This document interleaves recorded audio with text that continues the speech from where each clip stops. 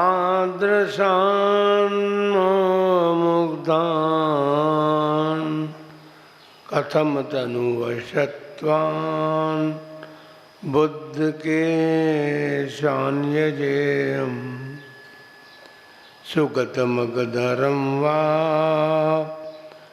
वागधीशं शिवं वा जितभवमभिवन्दे भासुरं श्रीजिनं वा।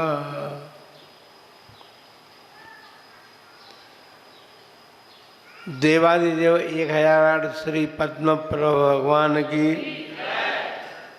20वीं सदी के प्रथमाचार्य चारित्र चक्रवर्ती आचार्य श्री शांति सागर जी महाराज की, परम पूज्य आचार्य श्री वीर सागर जी महाराज की, परम पूज्य आचार्य श्री शिव सागर जी महाराज की, परम पूज्य दीक्षा गुरुवर्य आचार्य श्री धर्म सागर जी महाराज की, परम पूज्य आचार्य श्री अजित सागर जी महाराज की, परम पूज्य शिक्षा गुरुवर्य आचार्य कल्प श्री सुत सागर जी महाराज की, श्रीमद् जैन धर्म की जय बोलो। वात्सल्य वारिधि आचार्य भगवंत वर्धमान सागर जी महाराज की, श्री संघ की।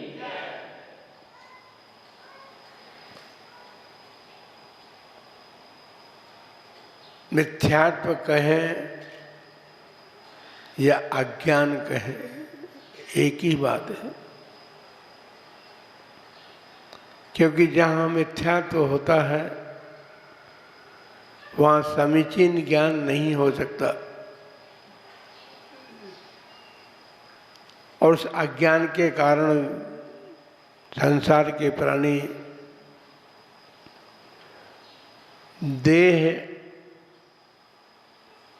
आत्म एव दिस्ततः,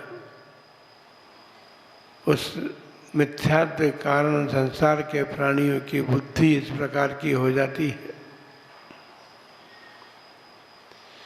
वे शरीर को ही आत्मा मानने लग जाते हैं, जो कि है नहीं। शरीर आत्मा है नहीं।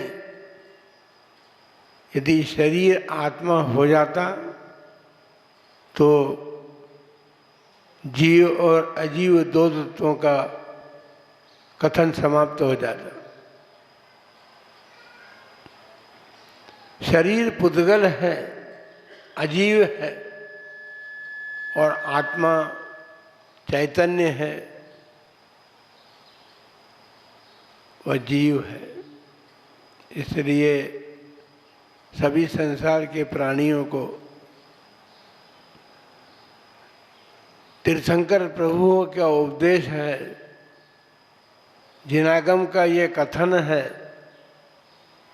कि शरीर आत्मा नहीं है। यदि शरीर को आत्मा मानते हो तो फिर शरीर यहीं रहता है, आत्मा का एक गति से दूसरी गति में गमन होता है। जैन धर्म कहता है क्योंकि जिनेंद्र भगवान का कथन धर्म है वो, और कहता है कि आत्मा अजर अमर है, आत्मा कभी मरती नहीं है। शरीर तो पर्याय है, उस पर्याय को हम नाशवान माने, क्योंकि शरीर जो है वह तो बनता बिगड़ता रहता है। पुद्गल समाप्त हो जाते हैं, शरीर समाप्त हो जाता है। जिन पुद्गलों से मनुष्य पर्याय का शरीर बना है,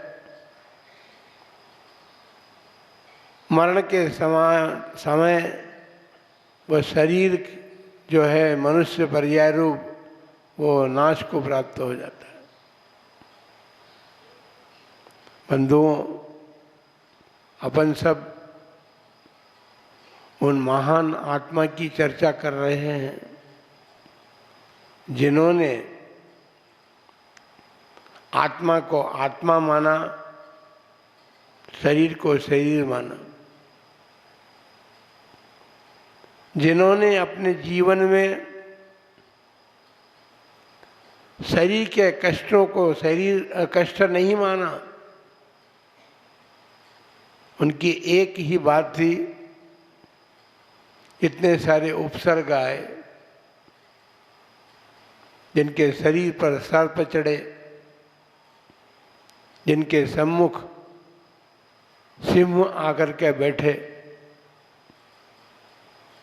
जिनके शरीर को चींटियों ने खाया, ऐसे तिर्यंचकृत उपसर्गों को जिन्होंने सहन करके ये सिद्ध कर दिया कि ये सब उपसर्ग जो हैं वो शरीर पर हैं। परम पूज्य चार्य चक्रवर्ती आचार्य श्री शांति सागर जी महाराज के जीवन को हम देखते हैं तो यही तो बात है। यदि शरीर को आत्मा मानते हुए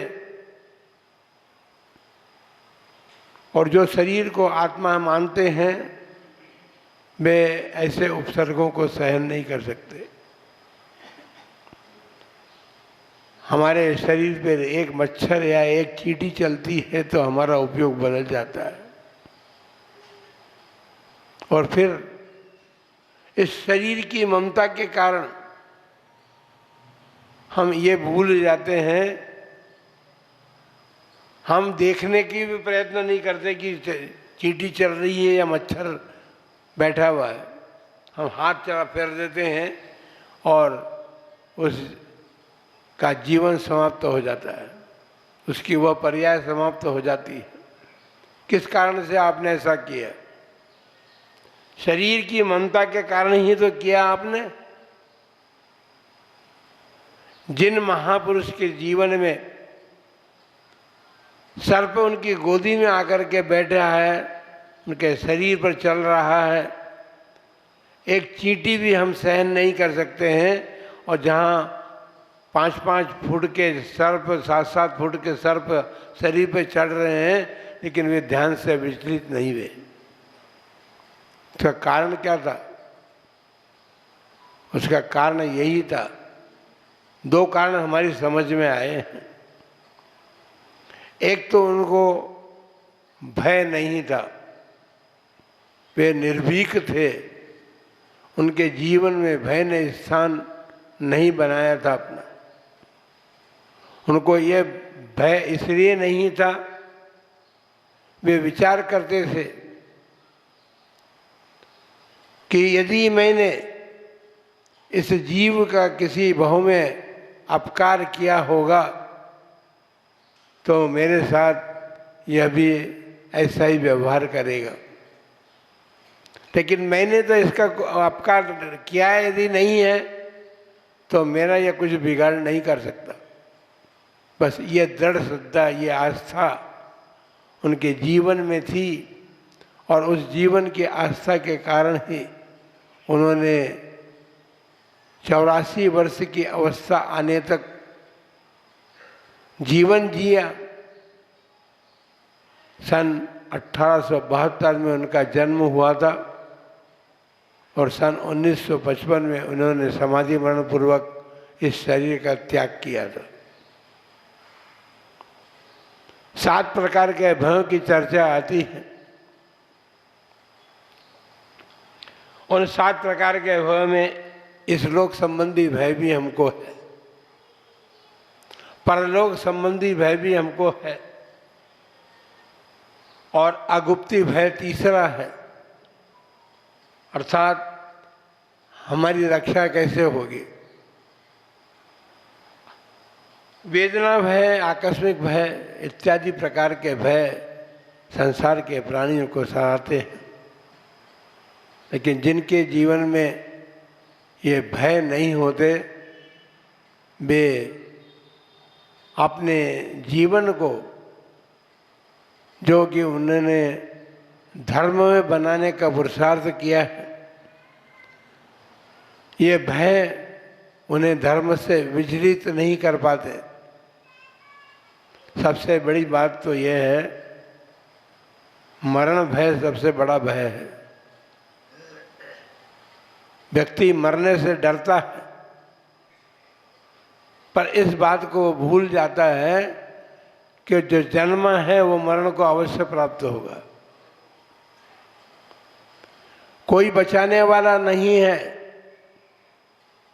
अशरण भावना का चिंतन आचार्य महाराज के जीवन में था। इस संसार में कोई भी शरण नहीं है, एक धर्म के अतिरिक्त, और मुझे बचाने वाला कोई नहीं है। जब अशरण भावना का चिंतन आज हमारे मन में बैठ जाए तो फिर हमें किसी प्रकार का भय नहीं हो सकता। अनित्य भावना है, ये शरीर शाश्वत रहने वाला नहीं है। लेकिन व्यक्ति शरीर की बात तो छोड़िए, जिस शरीर के पीछे वह जीवन जी रहा है, उस शरीर के भय को भी वो भूल जाता है कि मैं शरीर, उसके पीछे तो फिर दूसरी विकल्प लग जाते हैं, और उन विकल्पों में वो शरीर नाशवान है, इस बात को भूल जाता है। आत्मा नाशवान नहीं है, इस बात को याद ही नहीं रखता वो। उसको पता ही नहीं है कि इस शरीर के भीतर, क्योंकि मैंने गर्भ से लेकर के आगर्भात दुख संतप्त प्रक्षिप्त देह पिंजरे, इस देह रूपी पिंजरे में दुख से संतप्त मेरी आत्मा को मैंने प्रक्षिप्त किया, डाला है इसमें। संसार में यही तो होता है। संसार के प्राणी जो हैं सतत निरंतर एक पर्याय से दूसरी पर्याय को प्राप्त करते हैं, और उस पर्याय में अपनी आत्मा को पटकते हैं, उस शरीर में अपनी आत्मा को पटकते हैं। किंतु उस शरीर से छुट्टी प्राप्त नहीं होती है, क्योंकि हमारी धारणा बनी हुई है तन उपजत अपनी उपज जान। तन की उत्पत्ति अर्थात शरीर की उत्पत्ति में हम अपनी उत्पत्ति मानते हैं, और तन नशत आपको नाशमान। शरीर जब नाश को प्राप्त होता है तो हम अपना नाश मानते हैं। यही तो सबसे बड़ी भूल है। मिथ्यात्व और सम्यक्त्व में इतना ही अंतर है। जो नाशवान है उसके नाश में हम अपना नाश नहीं माने, क्योंकि आत्मा का नाश कभी होता नहीं। आत्मा एक द्रव्य है, और द्रव्य जो है हमेशा शाश्वत रहता है। जो आत्माएं शरीर छोड़ करके मोक्ष को प्राप्त हो चुकी हैं, उनकी आत्मा संसार में भी थी, उनकी आत्मा संसार के सभी पर्यायों में थी।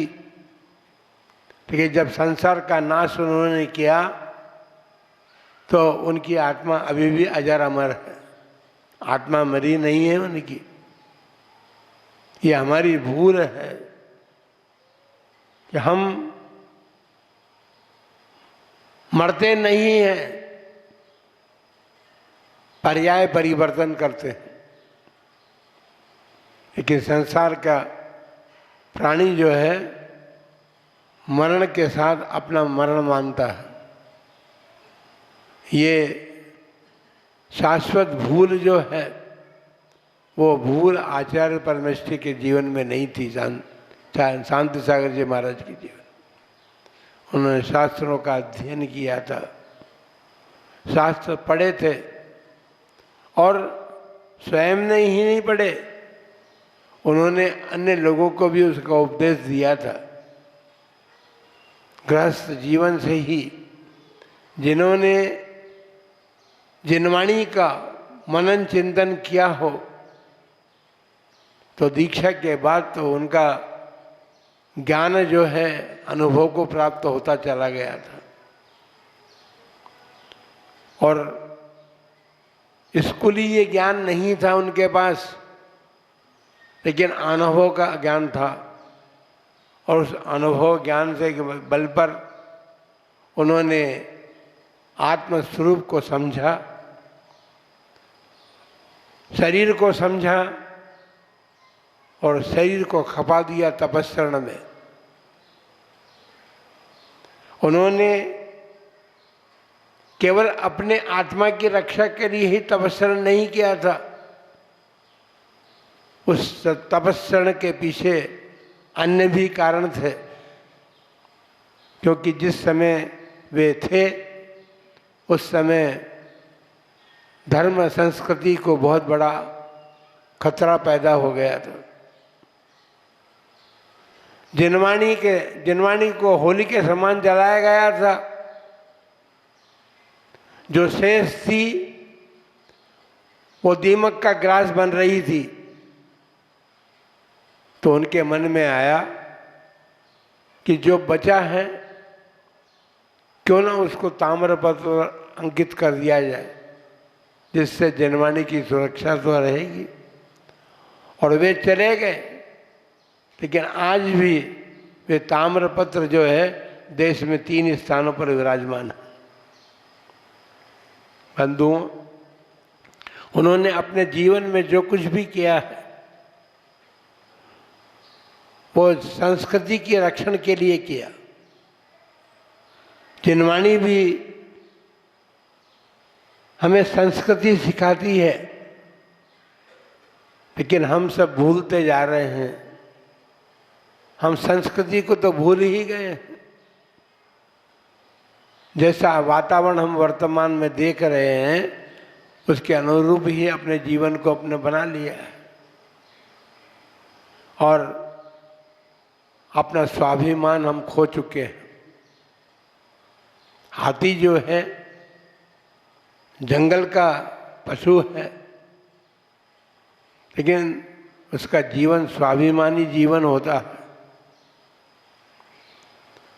कुंद आचार्य देव ने आचार्य परमेष्ठी के गुणों का वर्णन करते हुए जो विशेषताएं बतलाई है, उन विशेषताओं में उन्होंने संपूर्ण जगह तिरंचों का ही अवलंबन लेकर के उसके समान। आचार्य महाराज में सरलता थी। वो सरलता किसके लिए? जंगली पशु हिरण होता है, उसमें जितनी सरलता होती है वैसी ही सरलता अर्थात आर्जव धर्म, क्योंकि 10 धर्म के अधिकारी थे आचार्य महाराज, और 10 धर्म में आर्जव धर्म भी है। आर्जव धर्म ऋजुता, सरलता बताता है। जीवन सरल जिनका होता है वे कहीं पर भी हार नहीं मानते। भजन आप भले गाते हो, जीवन से मैं हारा तो आया तेरे द्वार, अगर यहीं से हारा तो फिर जाऊंगा कहाँ भगवान। ये सरकार वरकार का बात नहीं हम करते, गुरुदेव को हो या भगवान को, ठीक लगता है। तो हम जहाँ जा रहे हैं, जिनके द्वार पर जा रहे हैं, वहाँ तो हार का प्रश्न ही नहीं है। वहाँ हारेंगे ही नहीं। यदि वास्तव में आप संसार से हार गए हैं और गुरु के द्वार को प्राप्त कर लिया है तो निश्चिंत हो जाइए कि यहाँ तो हार होनी ही नहीं है। आचार्य महाराज ने 43 वर्ष की उम्र अपने घर में व्यतीत की, लेकिन 43 वर्ष की उम्र में उन्होंने वो सब कुछ प्राप्त करने का पुरुषार्थ किया जिससे उनके जीवन में कभी हार नहीं हुई। किसी भी स्थिति में वे डरे नहीं, वे झुके नहीं और फिर रुके भी नहीं। तीनों बातें उनके जीवन में थी। डर जो है वो हमारी गति को रोकता है और गति ही नहीं रुकती है, भय हमें झुकने के लिए भी मजबूर कर देता है। तो उनके जीवन में तीनों बातें नहीं थी। डर भी नहीं था, भय भी नहीं था और रुकना भी नहीं सीखा था उन्होंने। जहाँ बड़े बड़े उपसर्ग आए उनके सामने वे झुके नहीं, लेकिन जब हमारी धर्म संस्कृति पर आपत्ति आई थी उस समय उन्होंने निर्भय होकर के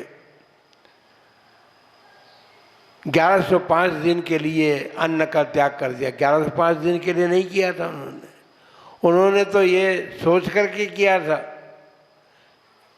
कि संस्कृति पे धर्म पर जो संकट आया है वो जब तक नहीं टूटेगा, जब तक नहीं दूर होगा, तब तक अन्न ग्रहण नहीं करेंगे। ये जीवन भी पूरा समाप्त हो जाता तो उनको भय नहीं था। ये तो उनके प्रयत्न और पुरुषार्थ और समझें हम कि उनके पुण्य ने, जो उन्होंने अर्जन किया था पुण्य, उस पुण्य के प्रताप से संस्कृति का रक्षण उनके सामने हो चुका। देखिए, जब कोर्ट से फैसला होकर के आया तो लोगों ने कहा कि महाराज अन्न ग्रहण कर लीजिए।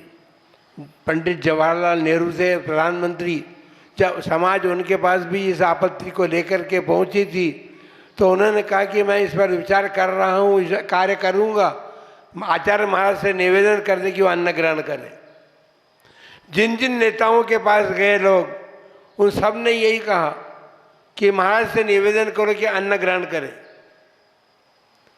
राधा कृष्ण उपराष्ट्रपति थे, उन्होंने भी यही कहा कि आचार्य महाराज से हमारी तरफ से निवेदन कर दीजिए कि वे अन्न ग्रहण करें, इसका कोई न कोई उपाय सोचा जाएगा। लेकिन आचार्य महाराज ने किसी की बात नहीं मानी। समाज के लोगों ने तो उनको यहाँ तक कह दिया था कि महाराज आपने जो उपाय सोचा है, सरकार से कोई लड़ाई की जाती है? सरकार के सामने कौन जीता? लेकिन आचार्य महाराज ने किसी की बात नहीं मानी, किसी के सामने झुकने का प्रयत्न ही नहीं किया उन्होंने। क्यों? कि उन्होंने रुकना सीखा नहीं था।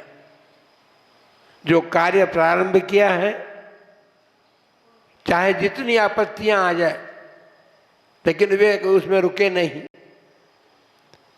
इस प्रकार उन्होंने जीवन जिया है अपना, और जीवन समाप्ति की ओर जब आया तो किसी भय से नहीं, उन्होंने अपने संयम के भय से, मेरे संयम का परिपालन करने में मेरा शरीर अब साथ नहीं दे रहा है, इसलिए उन्होंने समाधि मरण किया था। सलेकना बंधुओं, हम तो देखते हैं कि किस प्रकार से संकट हमारे जीवन में आते हैं, और वो संकट शारीरिक संकट होते हैं या अन्य भी संकट जिसे हम संकट मानते हैं, वो शरीर के पीछे ही संकट है। तो उसके पीछे हम भय लगता है हमें, और हम धर्म को छोड़ करके और अपने शरीर की रक्षा में लग जाते हैं। इसलिए जो धार्मिक जीव होते हैं उनकी रक्षा धर्म करता है। अभी महाराज एक उपदेश बता रहे थे ना कि महाराज के जीवन में बचपन में ही ऐसी विपत्ति आई, ऐसा रोग हो गया, जिस रोग के कारण सारा घर परिवार और गांव, आप देखिए कि जिस बालक ने जन्म लिया है उस बालक की विशेषताएं देख करके सारा गांव उनका वो था, तो सब चिंतित थे अब क्या होगा। लेकिन धर्म बचपन से ही उनके पास था और उस धर्म ने ही उनकी रक्षा की, क्योंकि धार्मिक पुरुषों की रक्षा करने में धर्म अपना कार्य करता है। इसलिए आप सभी के लिए ये आग्रह है, यही उपदेश है कि धर्म को कभी नहीं छोड़ना, चाहे जितनी विपत्ति आ जाए। धर्म यदि छोड़ा तो फिर कुछ भी आपको मिलने वाला नहीं है।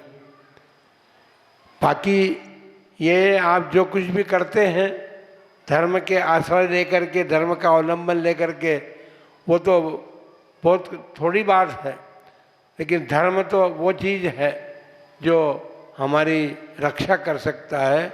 इसलिए हमारे आचार्य महाराज शांति सागर जी महाराज के जीवन को हम देखें और उन्होंने जिस धर्म का अवलंबन लेकर के अपनी रक्षा की, और अपनी ही रक्षा नहीं की, धर्म के अवलंबन से उन्होंने धर्म पे आई हुई आपत्तियों को भी दूर किया।